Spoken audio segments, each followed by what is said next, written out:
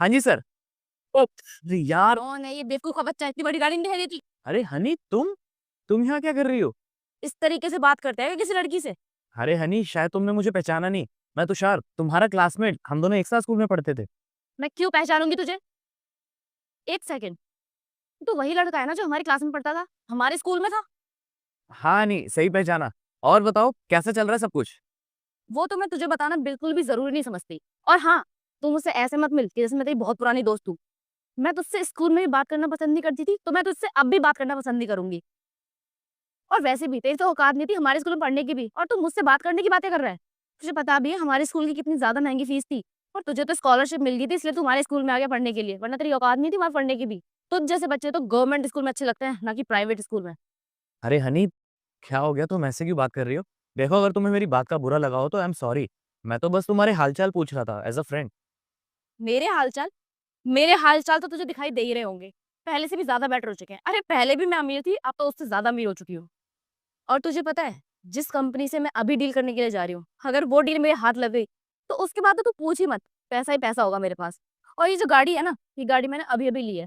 वैसे ये गाड़ी लेने की मुझे जरूरत तो थी नहीं, मेरे पापा के पास ऑलरेडी इतनी सारी गाड़ियां हैं।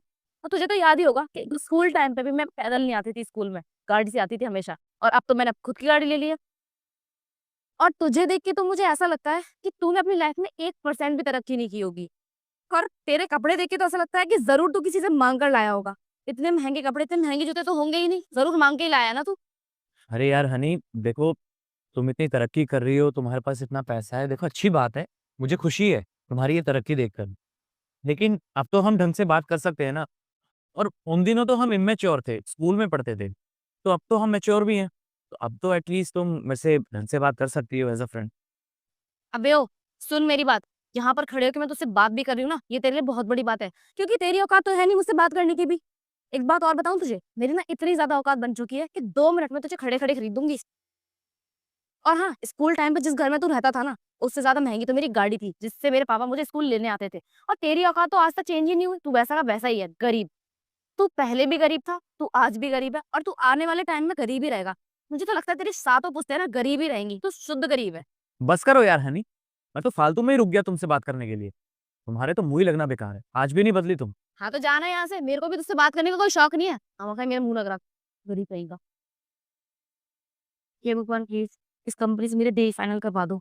अगर इस कंपनी से मेरा टाइप हो गया, तो मेरी कंपनी को तरक्की करने से कोई नहीं रोक सकता। बस बॉस को ये प्रोजेक्ट समझ में आ जाए। अगर समझ में आ गया, मजे ही मजे। अरे सर,